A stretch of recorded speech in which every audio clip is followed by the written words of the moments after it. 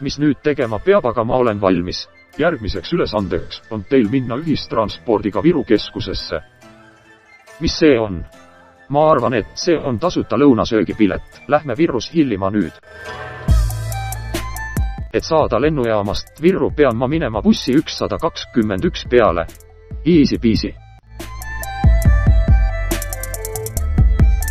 Ma olen enda bussi kaua oodanud. Lihtsalt lähme. Ma arvan, et see on loogiline, et kõik bussid viivad lõpuks kesklinna.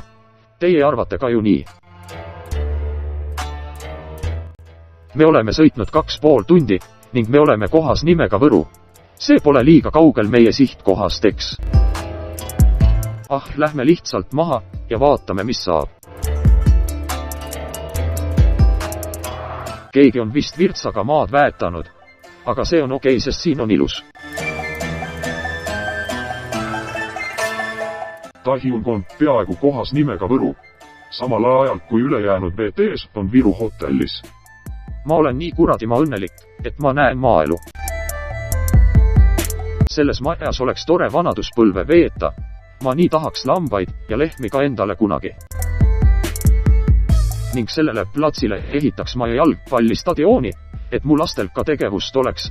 Jah, pitses, see on hea idee. Ja ma istutaks ka metsa juurde.